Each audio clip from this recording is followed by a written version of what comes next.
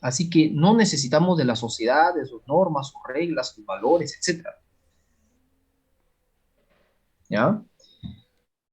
Hay una anécdota que se atribuye a este representante muy significativo de la escuela cínica, ¿no? Diógenes el Cínico, donde Diógenes una vez estaba sentado tomando el sol en un bosque, ¿no es cierto? En un paraje, pues, ¿no? En alguna parte de Atenas. Estaba sentado tomando el sol y pasa Alejandro Magno con todo su ejército frente a Diógenes. Y en eso Alejandro Magno, que era el rey de Macedonia, se acerca a Diógenes y le dice a Diógenes, ¿no?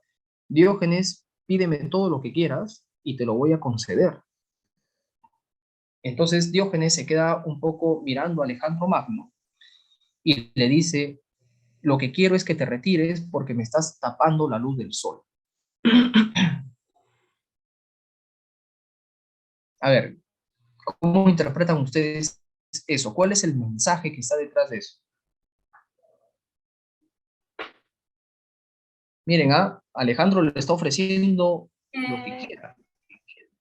que él no necesita nada material, solamente necesita a la naturaleza para poder estar tranquilo. Efectivamente, ¿no? El mensaje que Diógenes le está transmitiendo a Alejandro, bueno, le está diciendo en otras palabras que la riqueza, el poder, los honores y todas las cosas que Alejandro le pueda ofrecer no son necesarios. Más bien al contrario, todo eso a la larga te genera más dificultades, ¿no? La verdadera felicidad, lo mejor, consiste en apreciar lo que tiene la naturaleza, ¿no? La naturaleza tiene lo que uno necesita y es accesible para cualquiera. Es algo fácil. El sol, por ejemplo, nos calienta, es gratis, no tienes que pagar impuestos por calentarte bajo el sol, ¿no es cierto? Y entonces en la naturaleza tenemos todo lo que necesitamos. La sociedad y sus exigencias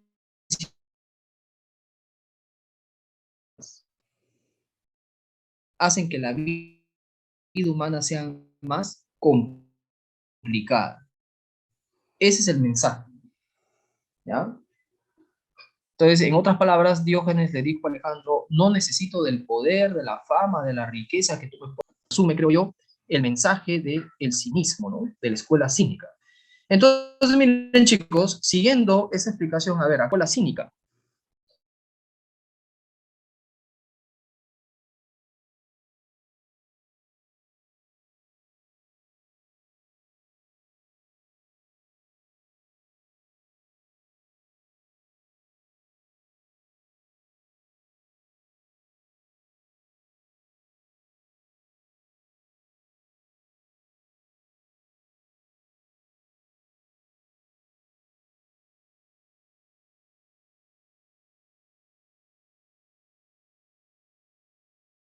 Recording in Desprecio de las progress. normas morales, sociales, las costumbres, la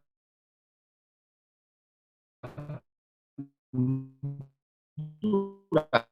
Esto sí, es sido como bueno y válido. Y esto es lo que hay que despreciar según los cínicos. Tres, la búsqueda del conocimiento del ser en cuanto ser, en tanto devenir permanente. Miren, el interés de la filosofía de tratar de conocer la realidad, sus fundamentos, las diversas teorías elaboradas respecto a esta temática del ser, la realidad, los principios de las cosas, etcétera, va a ser algo que los cínicos van a rechazar totalmente, porque los cínicos van a decir que estas teorías, tratando de conocer la realidad, ¿no es cierto?, no contribuyen en nada a la felicidad del ser humano, la felicidad que consiste en vivir de una forma natural, ¿no es cierto? Los cínicos rechazan las especulaciones teóricas, las teorías metafísicas, ¿no? Entonces no pueden estar a favor de la búsqueda del conocimiento de esto, ¿ya? Y cuatro, a ver, dice, renunciar a las riquezas,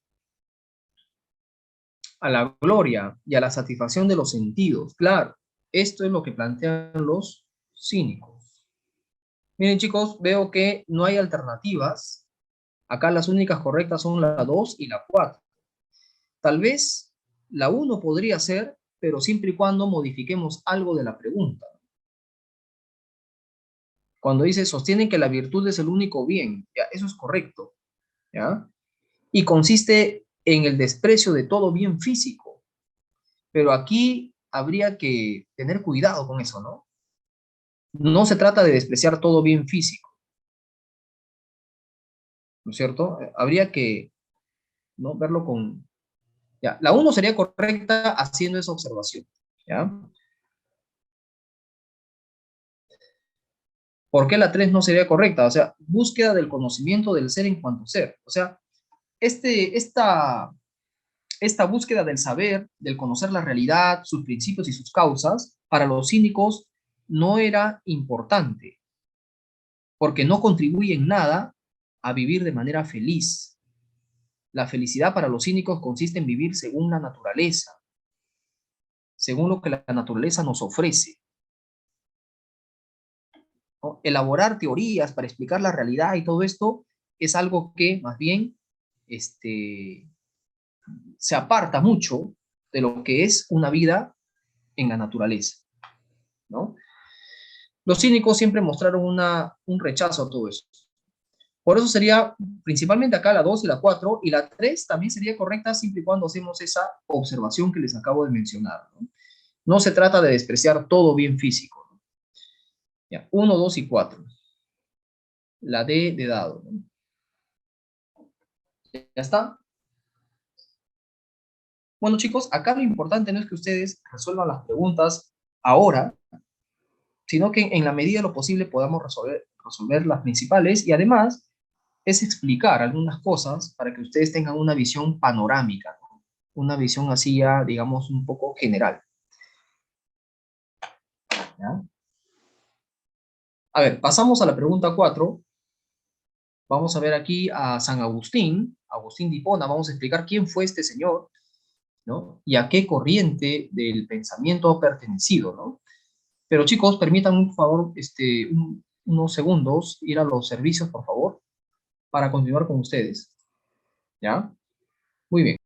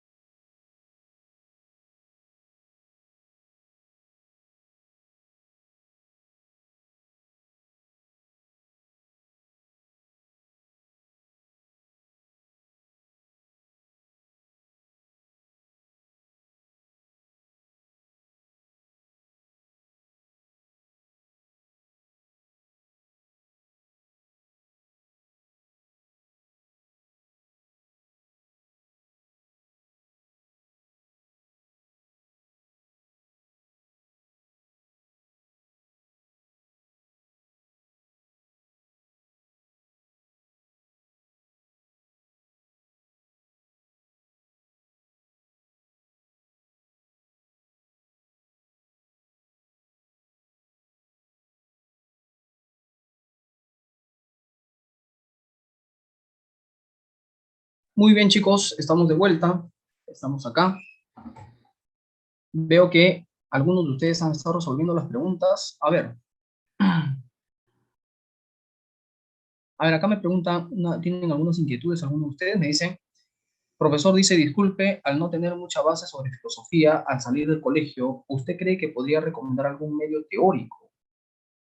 Miren, chicos, hay libros de preparación preuniversitaria. Eh, Hay textos que ustedes pueden encontrar. No, también hay documentales por ejemplo, en YouTube. Si ustedes ponen cualquier tema filosófico, van a ver ahí documentales. Pero principalmente ustedes tienen que tener libros preuniversitarios.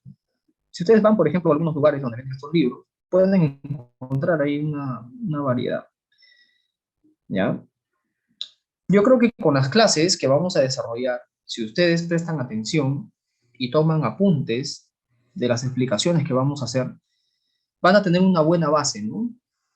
Porque es un ciclo anual y en un ciclo anual desarrollamos prácticamente todos los temas y desarrollamos cada tema en particular con sus detalles, ¿no? Profundizando en sus detalles. No es como un ciclo semestral donde ya algunos alumnos tienen conocimientos previos y entonces algunas cosas ya no las hacemos, ¿no? ¿Ya? En cambio, en un ciclo anual sí se desarrollan absolutamente todos los detalles, los matices, y lo que se les pide a ustedes es prestar atención y tomar apuntes, ¿no? De todas las explicaciones que podamos hacer, ¿ya? Miren, casi todos los manuales de preparados tienen el mismo contenido, no varía mucho, en realidad es mínimo la diferencia. Así que cualquiera de esos les puede servir, ¿no? ¿Ya? Bien, miren chicos, pasamos a la pregunta 4. Dice, de acuerdo a la creación del mundo, según Agustín de Hipona, dice, indique los enunciados correctos. A ver, primero vamos a explicar quién fue Agustín de Hipona o San Agustín. Yo creo que ustedes sí saben, tienen alguna idea de esta figura, ¿no? De este personaje, San Agustín, ¿no? Han escuchado por ahí el nombre, ¿no? de este personaje. ¿Mm?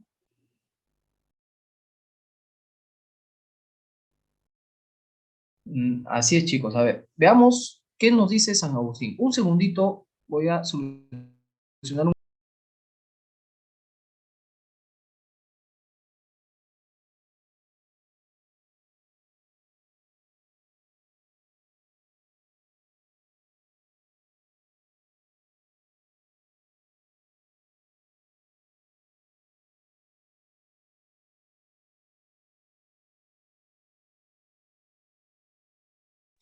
Ya está, muy bien. Entonces, estábamos diciendo, ¿no? Que San Agustín fue uno de los padres de la iglesia, como dicen aquí en el chat, es cierto. San Agustín pertenece al movimiento de los primeros cristianos que van a contribuir en la organización y en la construcción de la iglesia cristiana. Van a contribuir en la conformación de la jerarquía eclesiástica, ¿no? Recuerden que la iglesia cristiana es la comunidad de todos los cristianos, pero esa comunidad tiene sus representantes, sus autoridades. Estarían ahí los obispos, los sacerdotes, etcétera, ¿no?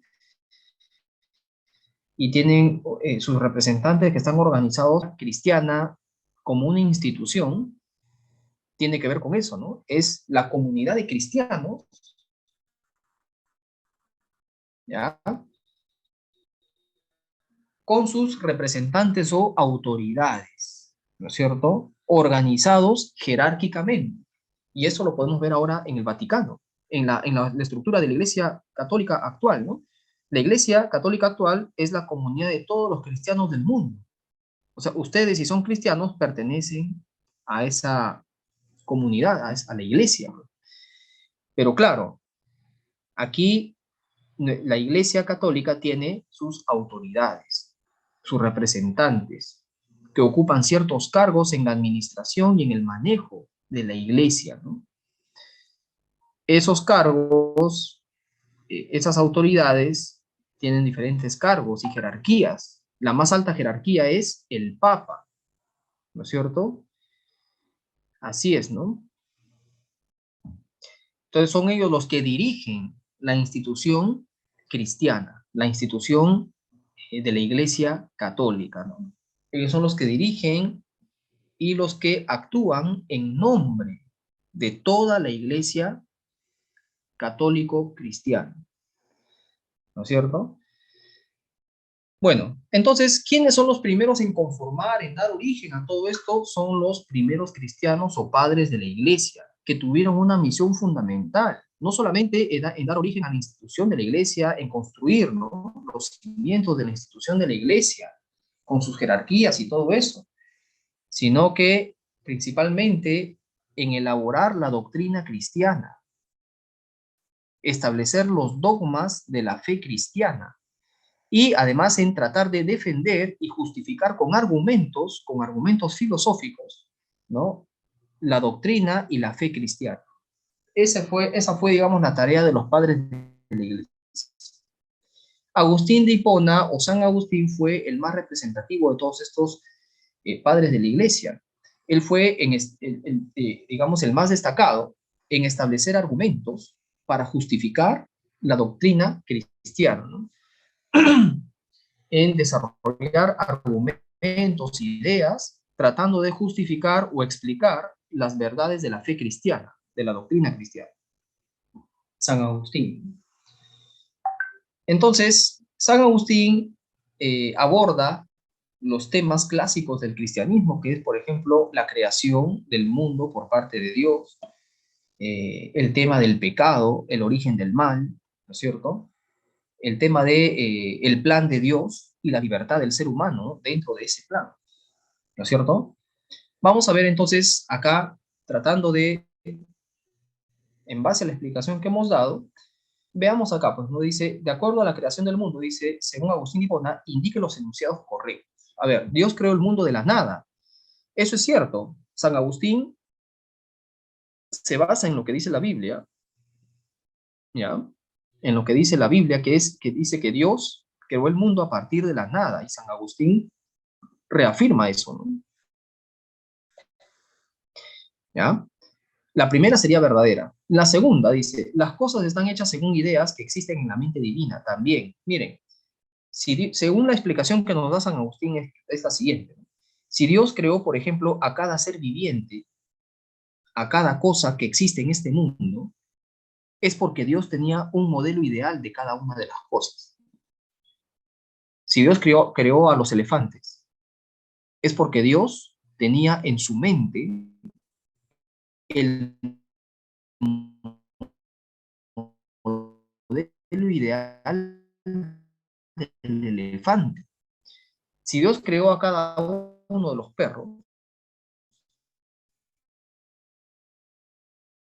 es porque Dios tenía en su mente el modelo ideal del perro. Para que Dios haya podido crear cada una de las cosas, es porque tú no puedes crear algo si no tienes previamente un modelo ideal, ¿no es cierto? Si tú ahorita quieres hacer una mesa, es porque en tu mente ya está, ¿no?, ya tienes el modelo ideal de una mesa. En el mundo, Dios previamente ya tenía esos modelos, por lo tanto la segunda también es verdadera, ¿no? Ahí está. La tercera dice, Dios, al igual que el mundo, habita en el tiempo falso. El tiempo y el espacio pertenecen al mundo, o se refieren al mundo, ¿no? Dios no está dentro ni del espacio ni del tiempo, está fuera del espacio y del tiempo. Eso es lo que San Agustín plantea, y eso lo vamos a ver también cuando lleguemos a ese tema más adelante. Ya, acá entonces, chicos, sería la 1 y la 2 nada más, las únicas verdaderas. ¿Ya? Bien, sigamos avanzando a ver y tratando de explicar algunas cosas, algunos detalles. Miren, aquí la pregunta 5 es interesante porque nos habla de las nociones de filosofía. ¿Cómo se entendió la filosofía por algunos pensadores?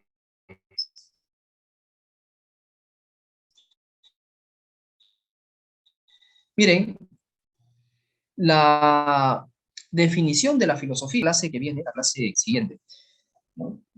Preguntarse qué es la filosofía es también ya un problema, porque definir la filosofía no va a ser algo fácil. Los distintos filósofos que aparecen en la historia del pensamiento no coinciden en su forma de ver la filosofía. Cada uno tiene una idea distinta, una forma de entender la filosofía completamente distinta, ¿no? A ver, por ejemplo, miren, la primera dice, Descartes decía que la filosofía es la ciencia de las primeras causas y principios de lo existente. Ya, en el caso de Descartes esto sería falso, porque para Descartes la filosofía no es la ciencia que estudia los principios de la realidad. Para Descartes la filosofía es la base de todo el conocimiento, es el fundamento de todas las ciencias. Eso lo vamos a explicar la próxima semana, ¿no? Porque ahí justamente toca este tema, ¿ya? Entonces, esto sería falso. A ver, Hegel, pensador alemán del siglo XIX, dice, la filosofía es la actividad que esclarece las confusiones del lenguaje. Falso. Esta idea de la filosofía como una actividad que esclarece las confusiones del lenguaje sería propio de Wittgenstein, un filósofo del siglo XX, ¿no? Wittgenstein. Hegel más bien decía que la filosofía es el conocimiento absoluto de todo lo existente, ¿no? De la totalidad, ¿no es cierto? El conocimiento absoluto de la totalidad de lo existente, para Hegel. A ver, 3, dice, según Marx, ¿qué es la filosofía según Marx? A ver, dice acá, es acción para transformar las caducas estructuras del sistema. Bueno, esto es compatible con la idea que tiene Marx de la filosofía, porque para Marx, la filosofía efectivamente, ¿no? Marx lo define como una praxis revolucionaria. ¿Qué significa esto? Praxis significa práctica, actividad, acción. Entonces, la filosofía es una acción revolucionaria porque lo que busca es transformar la realidad efectivamente.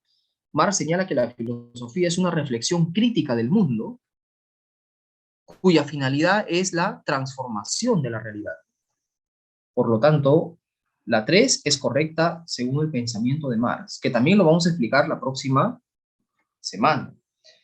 Lyotard, filósofo moderno, perdón, filósofo del siglo XX, ya dice, la filosofía es la aceptación de los metarrelatos.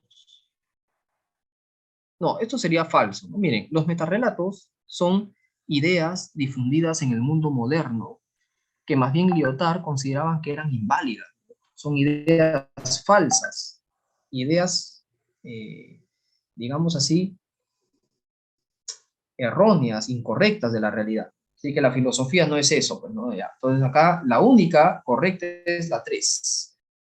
Acá sería la B de barco, ¿no? ¿Ya? Muy bien. Sigamos avanzando. Estamos tratando de explicar algunos detalles generales de la filosofía, aprovechando las preguntas que están acá planteadas. ¿Ya, chicos? Hasta acá, ¿cómo les va? No sé, quisiera saber qué impresión tienen de todo esto. ¿Qué les parece? ¿Ven que la filosofía está muy difícil, muy complicado? ¿Cómo lo ven, chicos? ¿Mm? ¿Cómo ven todo esto?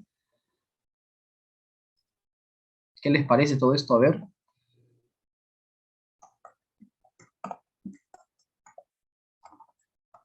¿Todo bien hasta acá? Bueno, esperemos que sí, ¿ya? A ver, vamos a continuar. Un segundito.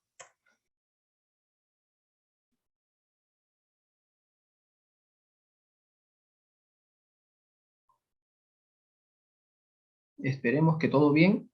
Vamos a continuar.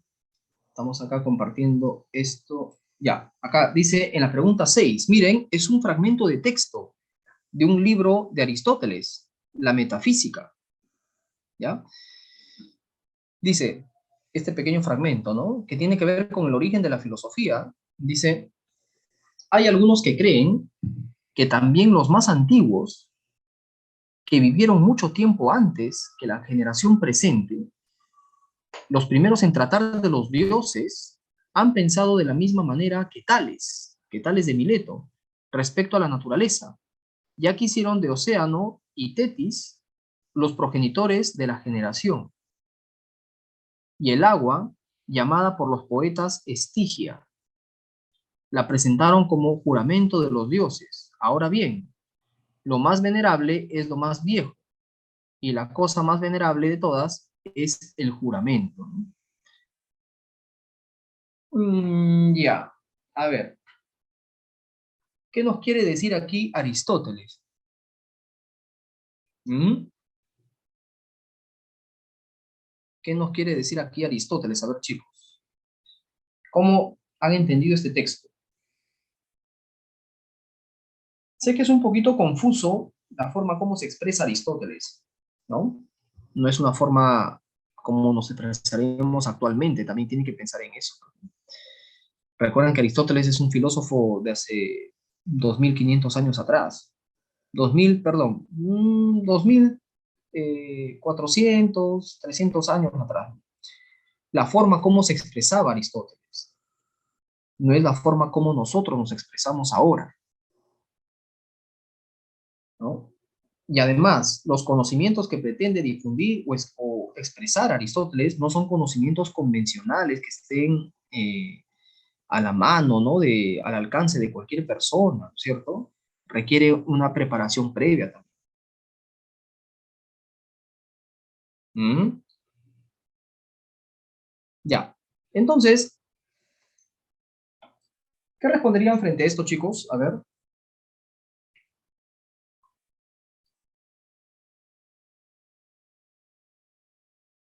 Dice, hay algunos que creen que también los más antiguos, que vivieron mucho tiempo antes que la generación presente, los primeros en tratar de los dioses, han pensado de la misma manera que tales respecto a la naturaleza, ya que hicieron de Océano y Tetis los progenitores de la generación, y el agua, llamada por los poetas Estigia, la presentaron como juramento de los dioses. Ahora bien, lo más venerable y lo más viejo, y la cosa más venerable de todas, es el juramento. A ver, Aristóteles nos está diciendo que ya antes de que Tales de Mileto sugiera o sostenga de que el agua es el principio de todo lo existente, ya los poetas que habían abordado el tema de los dioses, que hablaban de los dioses, habían señalado algo parecido, ¿no? Cuando dijeron que océano, vienen a océano, o sea, el mar, pues, ¿no? Y Tetis eran los progenitores de todas las cosas. O sea que el agua es el origen de todas las cosas. Y además, también otro argumento que presenta a favor de eso es que los poetas juraban por el agua, ¿no es cierto?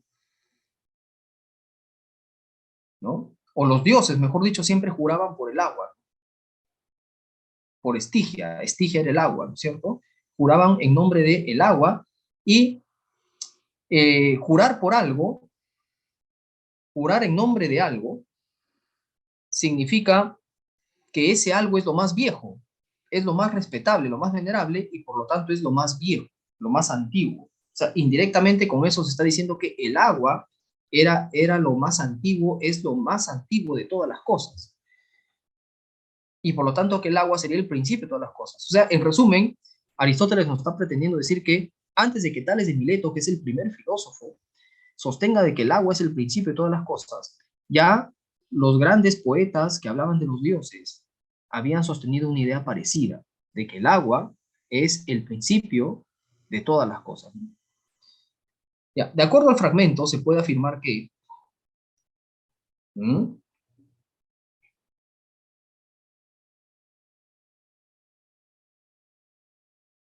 Un primer antecesor de la filosofía se puede encontrar en el mito, ¿Qué les parece esa afirmación? Yo creo que es correcta, ¿saben por qué? Porque eso es lo que está diciendo en el texto, ¿no? Antes de que Tales, que es el primer filósofo, ¿no? Antes de que Tales diga que el agua es el principio de todas las cosas, ya los poetas, es decir, estos personajes que hablaban de los dioses y construían narraciones fantásticas de la realidad en base a dioses, ya estos poetas habían sugerido que el agua, océano, era el origen de todas las cosas, ¿no? ¿Quiere decir que un primer antecesor de la filosofía se puede encontrar en el mito? Sí, esto es compatible con el texto anterior. ¿Estamos de acuerdo ahí, chicos? ¿O tienen alguna dificultad? ¿Mm? ¿Esa parte está clara? Creo que sí, ¿no? Ya. A ver, miren, la pregunta 7 dice, ¿es compatible con la tesis aristotélica sobre el hombre? ¿Qué cosa sería compatible con la tesis aristotélica sobre el ser humano? A ver, ¿cuál creen ustedes? ¿Cuál de esas afirmaciones sería lo compatible con la concepción que tiene Aristóteles sobre el hombre, ¿no? ¿Mm?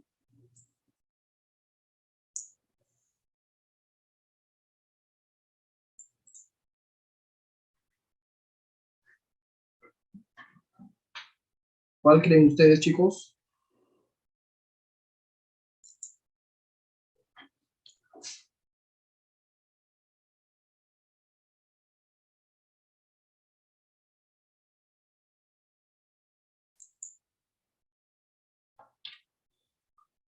Nadie me da una respuesta. A ver, miren, vamos adelantando algunos detalles, ¿no? Aristóteles consideraba que el hombre, a diferencia del resto de los animales, posee una facultad superior, que es la facultad racional. Y es por eso que Aristóteles define al hombre como un animal racional. Y justamente es esta facultad racional que hace posible que el hombre viva en sociedad. O sea, ya nosotros como seres humanos, naturalmente venimos inclinados a vivir en sociedad, porque naturalmente somos seres racionales, ¿ya? Por lo tanto, el hombre es un ser racional, es un animal racional, según la definición de Aristóteles, y también es un animal político. En este caso, Aristóteles dice que el hombre es un animal político, refiriéndose a la polis. La palabra político viene de la palabra polis. ¿Y la polis qué cosa es? En la antigua Grecia, la polis es la ciudad de estado, es la comunidad, la sociedad. Al decir animal político, está diciendo que el hombre es un animal social. Necesita vivir en una sociedad, en una polis, ¿no? Entonces, ¿cuáles de estas afirmaciones serían correctas? A ver, el hombre posee alma intelectiva, claro, la facultad racional. Esto es verdadero. El hombre es un ser social con conciencia histórica. Bueno, ser social podría ser en el caso de Aristóteles, pero conciencia histórica ya es otro tema que va a ser desarrollado en el siglo XX, ¿no? Y esto no sería correcto. 3. El hombre es un animal político que habita en una polis. Esto sí, pues, ¿no? Lo les acabo de explicar, ¿no? A ver, chicos, un segundito, por favor.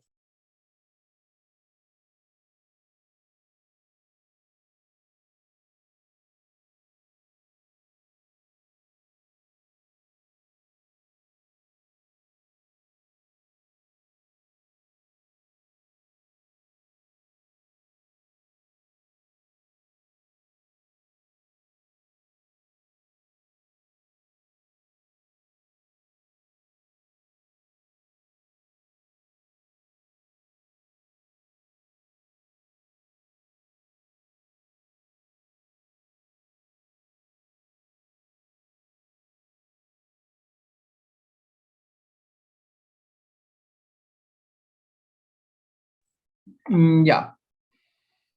Muy bien, chicos. Entonces, sigamos avanzando, ¿no? Ya. A ver, la 7, la 1, la 3, ¿y qué más podría ser? Acá en la 4 dice, el hombre es un ser racional que establece relaciones de producción. Falso, porque esto de idea de relaciones de producción viene del marxismo y no está en el pensamiento de Aristóteles. Ya. Acá sería la 1 y la 3, ¿no? A ver, la 5 dice, el hombre es pensamiento y cuerpo. Esta idea de pensamiento y cuerpo es una concepción dualista del hombre, expresada principalmente en Descartes, ¿no? Así que simplemente sería la 1 y la 3, ¿no? La primera y la tercera afirmación. Acá sería la D de dado. Ahí está. ¿Ya? 7, la alternativa D. Ya, muy bien. Sigamos avanzando. A ver, miren. La pregunta 8 dice, indique la secuencia correcta de verdad o falsedad respecto al problema de la posibilidad. Respecto al problema de la posibilidad del conocimiento. A ver, verdad o falsedad sobre este problema. Dice, el escepticismo, a ver, primero chicos les explico en qué consiste el problema de la posibilidad del conocimiento. Miren, dentro de la filosofía hay un tema problemático, ¿no? Un problema filosófico muy importante que es el problema del conocimiento. La filosofía ha reflexionado sobre los alcances, las posibilidades del conocimiento, ¿no? ¿Es posible realmente conocer el mundo, las cosas tal y como son? ¿O solamente conocemos una apariencia de las cosas? ¿Se puede conocer el mundo, la realidad, tal como es? ¿O simplemente conocemos una apariencia? ¿Hasta dónde realmente podemos conocer de una forma segura y verdadera? ¿No? ¿Cuáles son los alcances de nuestro conocimiento, ¿no? ¿Qué es lo que se puede conocer con seguridad y certeza? ¿Y qué cosa sería aquello que no podemos conocer? Otra pregunta sería, otra interrogante sería, por ejemplo,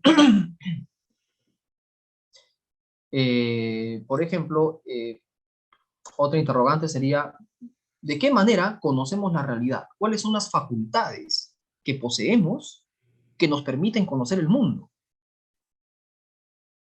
Tenemos la facultad de los sentidos, tenemos la facultad racional. ¿Cuál de estas dos representa el punto de partida del conocimiento?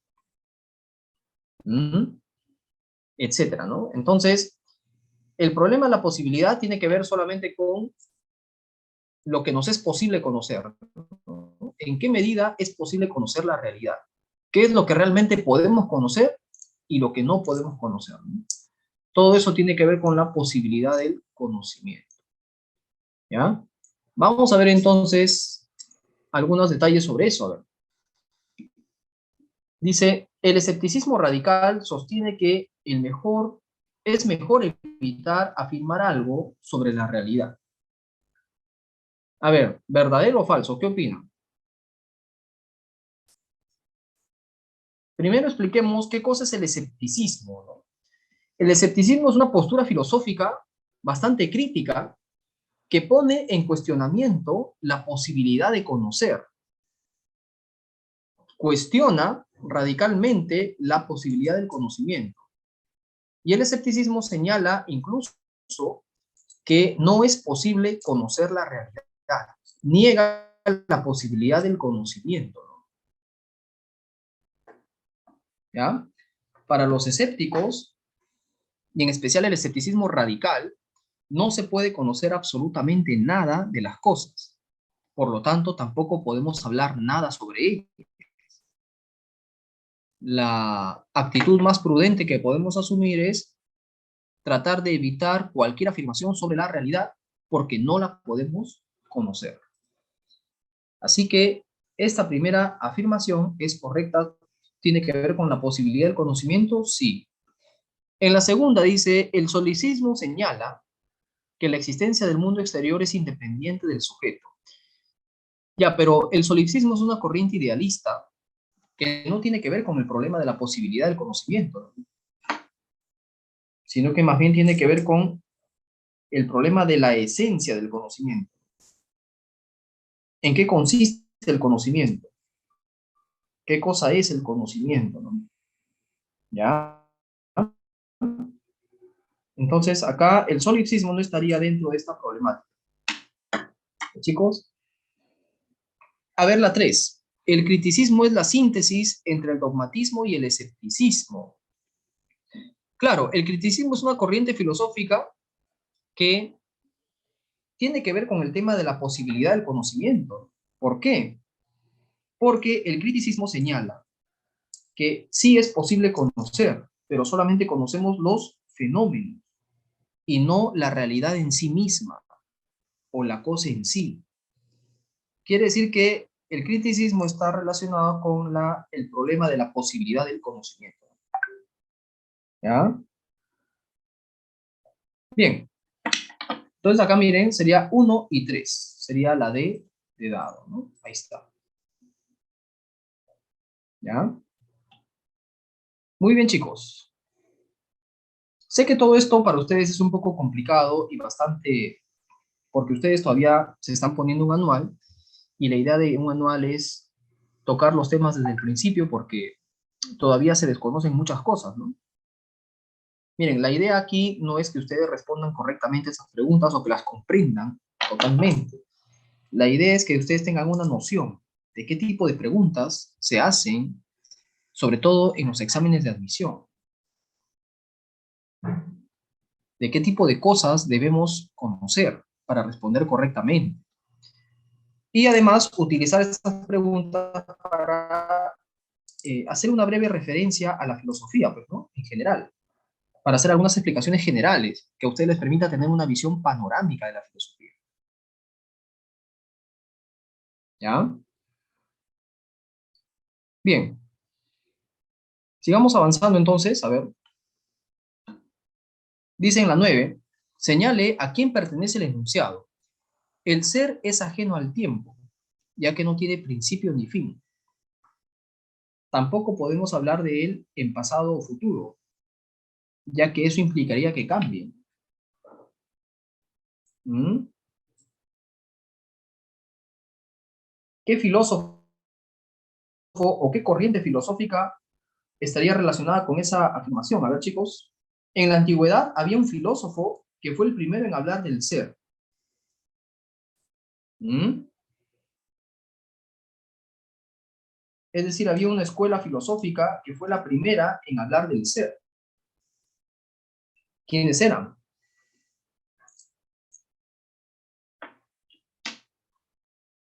No la saben.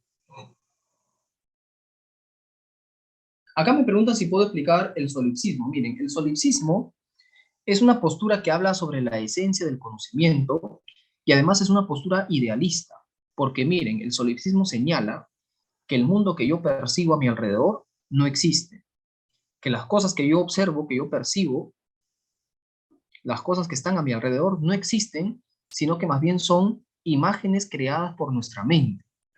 De tal manera que lo único que existe, según el solipsismo, es nuestra propia conciencia, nuestra mente. Y todo lo demás que estamos observando es una creación de nuestra mente. Es un idealismo radical. Prácticamente con eso se está diciendo que el mundo externo, la realidad material, no existe. O sea, como que si viviéramos en nuestra mente. Efectivamente, ¿no? Claro. ¿Ya? Porque lo único que existe es nuestra mente y todo lo que yo estoy viendo, todo lo que yo estoy observando a mi alrededor es una realidad virtual creada por mi propia mente. O sea, yo estaría viviendo en una realidad virtual, algo así. No sé si se entiende con eso. Espero que sí. Ya, bueno, igual todas estas cosas no se preocupen porque más adelante lo vamos a explicar, lo vamos a detallar, ¿no? Con todo detalle, pero eh, por ahora simplemente son anticipaciones, son adelantos que estamos haciendo para que ustedes tengan una noción un poco más panorámica, ¿no? Ya, pero miren, en la 9, los eleáticos, mejor dicho, claro, los eleáticos, la escuela eleática de la antigüedad griega, son los primeros en hablar del ser y decían que el verdadero ser o la verdadera realidad está fuera del tiempo porque no cambia, es inmutable. Los eleáticos tienen como fundador al filósofo Parménides de Elea. No sé si ustedes habrán escuchado. ¿Ya? Bueno, vamos a seguir entonces avanzando en función de las preguntas, ¿no? Pregunta 10. A ver, según los cosmólogos, señala la relación correcta de verdad o falsedad. Los cosmólogos son aquellos filósofos, son los primeros filósofos de la antigüedad griega. Explicar el origen del cosmos, el origen y la formación del cosmos, del universo, de la naturaleza, ¿no? A ese primer periodo de la filosofía antigua se le llama periodo cosmológico. ¿Ya, chicos? Bien, a ver, señale lo verdadero y lo falso acá, según lo que decían estos primeros filósofos. A ver, Pitágoras planteó que el ser es el devenir. Miren, el devenir se refiere al movimiento, al proceso de cambios que experimenta la realidad. ¿Ya? Pero Pitágoras no plantea esa idea, sino que la plantea más bien Heráclito, otro filósofo griego. La primera sería falsa. Empédocles dice, lo que une y separa son dos fuerzas, el amor y el odio. Eso sí es verdadero. Empédocles decía que las cosas se unen y se separan por el amor, que es la fuerza de atracción, y el odio, que sería la fuerza de repulsión. ¿Ya? El hilozoísmo, a ver, la 3 dice, el hilozoísmo fue propuesto por los eleáticos. No, hilozoísmo es la concepción del universo y de la naturaleza que consiste en suponer que todo lo que existe tiene vida, que el universo, la naturaleza es un ser viviente. Y esa idea de que el universo es un ser viviente proviene de Tales de Mileto. ¿Ya? Así que la tercera es falsa. La cuarta dice, Tales propone la doctrina de la permanencia de la materia. No. El que propone tal vez eso es Parménides, ¿no? Porque habla de que el ser es inmutable, o sea, permanece idéntico, ¿no?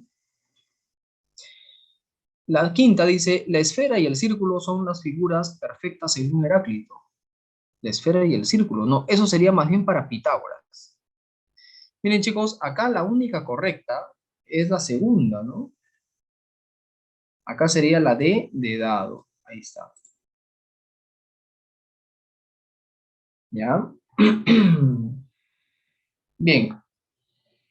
Sigamos aquí, miren, la 11. ¿Qué nos dice la pregunta 11, no? A ver qué dice la pregunta 11. Vamos a ver. A ver, la pregunta 11 dice, en la línea nociológica y política, los sofistas plantearon, miren, los sofistas eran pensadores de la antigüedad griega contemporáneos a Sócrates. Tanto es así que Sócrates y los sofistas polemizaron, porque Sócrates rechazaba la postura de los sofistas, ¿no? ¿Qué planteaban los sofistas? A ver, los sofistas tenían una concepción relativista de la verdad y también del conocimiento en general, ¿no? Y también de los valores. Decían, por ejemplo, lo bueno y lo bello es relativo, depende de cada cultura, depende de cada pueblo. Lo que es bello para nosotros o lo que es bueno para nosotros puede ser malo o feo en otra cultura. Quiere decir entonces que lo bueno y lo bello es algo relativo, depende del contexto social, cultural, etcétera. Depende de cada pueblo. ¿Ya? Igualmente, la verdad, lo que es verdadero y falso, depende de cada uno, decían los sofistas, ¿no? Cada uno ve las cosas de una manera distinta. Cada uno tiene su propia percepción de las cosas.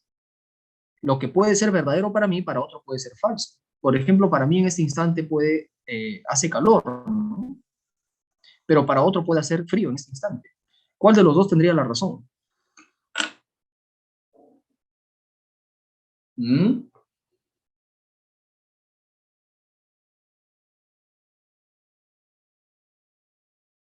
¿Cuál de los dos tendría la razón sobre esto? Los dos tendríamos la razón, quiere decir que la verdad es algo relativo. Por eso es que ellos son relativistas, ¿ya? A ver, siguiendo esto, ¿cuál sería la respuesta correcta en la 11?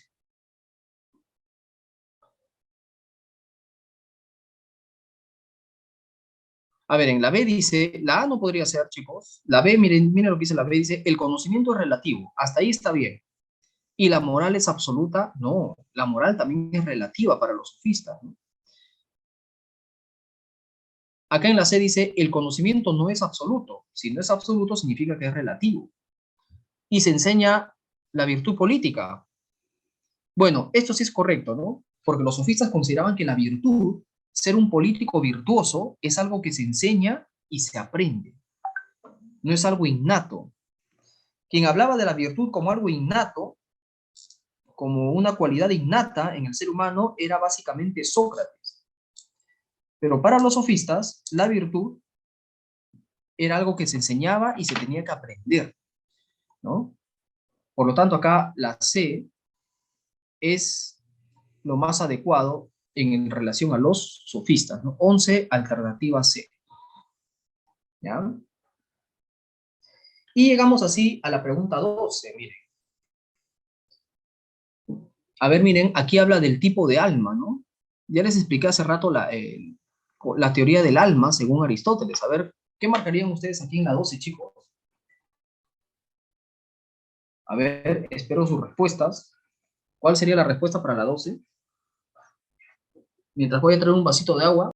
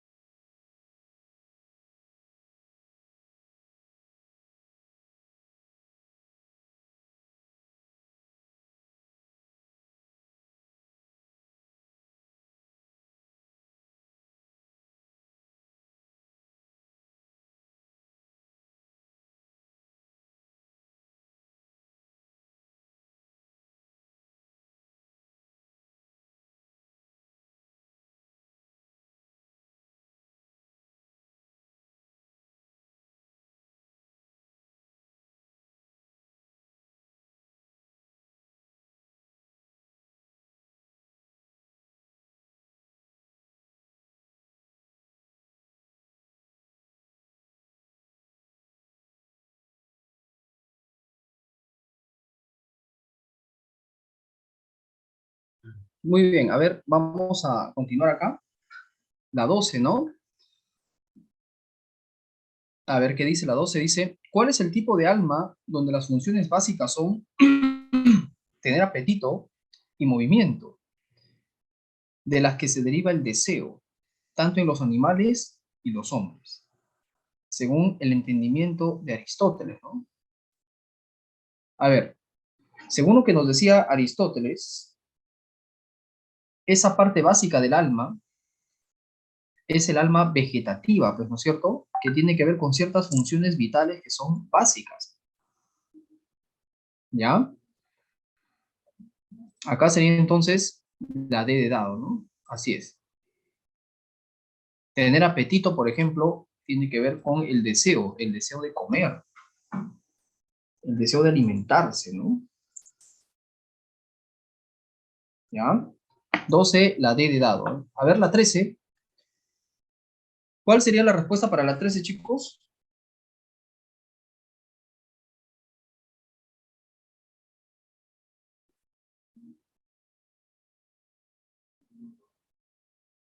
¿Mm?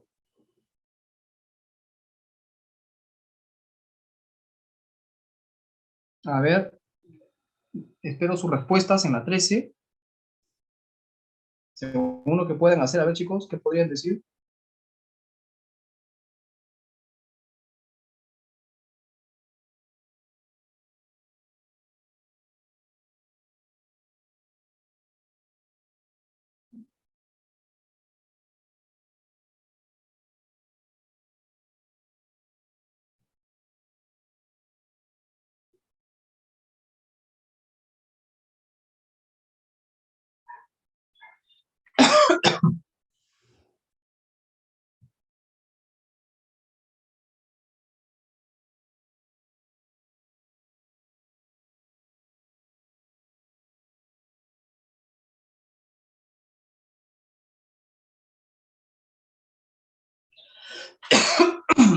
Muy bien chicos, a ver, entonces la 13. El pensamiento cartesiano, ya justamente, ¿no? El pensamiento cartesiano se llama así a la filosofía elaborada por René Descartes, ¿ya?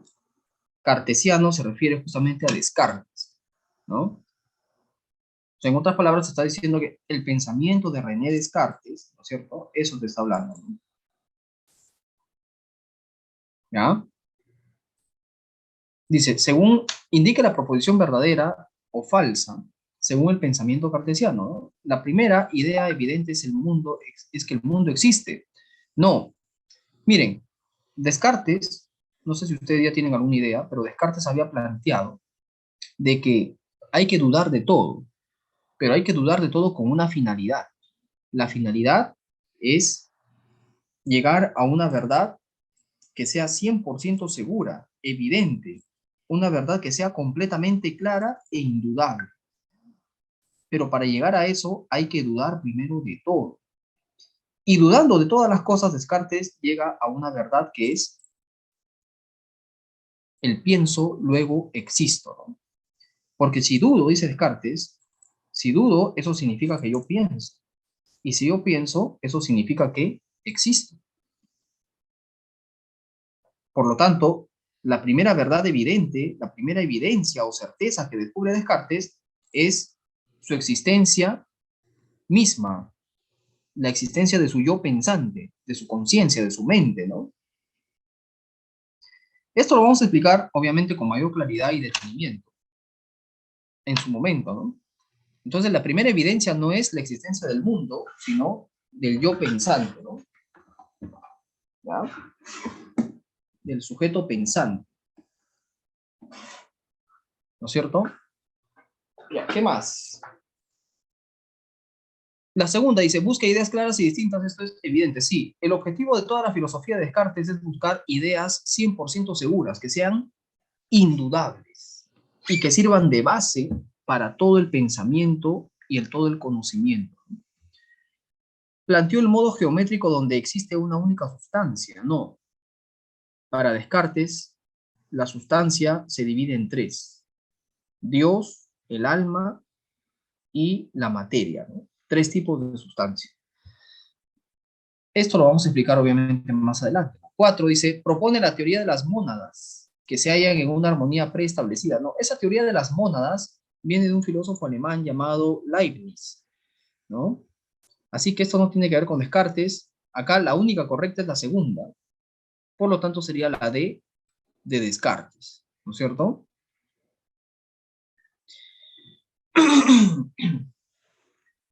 Ya, sigamos avanzando chicos hasta que se cumpla la hora. Miren, porque acá la idea, como les digo, es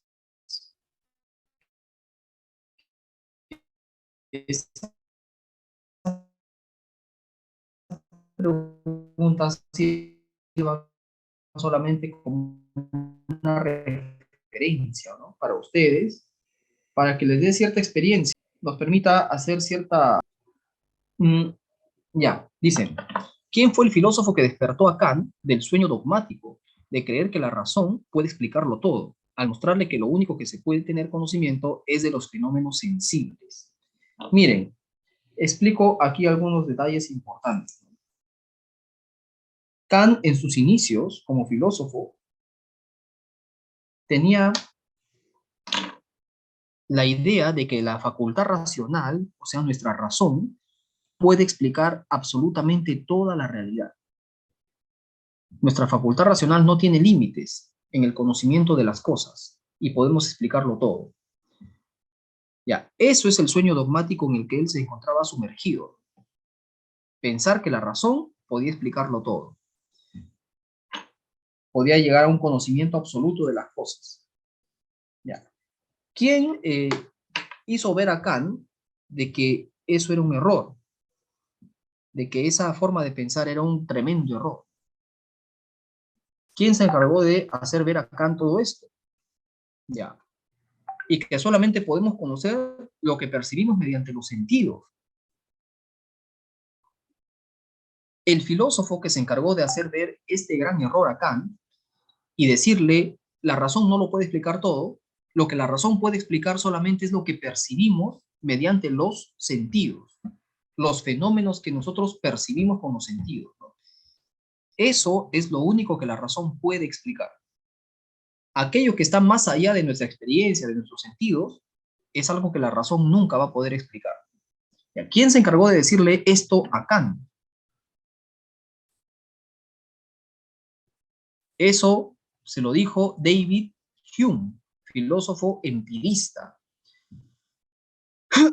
Filósofo empirista que, bueno, decía, sostenía, ¿no?, que solamente conocemos aquello que percibimos y nada más que eso, ¿no? Por lo tanto, para Kant, el conocimiento o la razón solo se limita a la experiencia, ¿no? Nada más. ¿Ya, chicos? Ya. Y finalmente, vamos a terminar con la 15, porque ya el tiempo nos ha ganado, son las 12 del mediodía ya prácticamente. Las demás preguntas las podemos ir viendo si quieren en las clases sucesivas, pero no es necesario porque además esto es una especie de introducción, ¿no?, para tener una idea, una visión panorámica.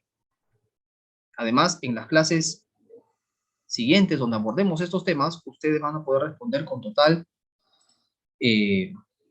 facilidad estas preguntas, ¿no? A ver, la 15 dice, el sapere aude kantiano, al responder ¿qué es la ilustración?, significa, miren, sapere aude, ¿ya?, era la frase que Kant había planteado y que, bueno, Kant decía que esa frase sintetizaba o resumía el espíritu de la ilustración. El significado de la ilustración se expresa con esa frase sapere aude. ¿Qué significa sapere aude? Es la frase que significa atrévete a pensar por ti mismo. Atrévete a servirte de tu propia razón, ¿no? Eso es lo que significa principalmente, ¿no? Atrévete a pensar por ti mismo o atrévete a servirte de tu propia razón. Y eso representaba para Kant el verdadero espíritu de la ilustración. La ilustración, decía Kant, consiste en eso, ¿no? En entrar a una etapa de mayoría de edad en la cual el sujeto se sirve de sí mismo y no está esperando la guía o la tutela de los demás, ¿no es cierto?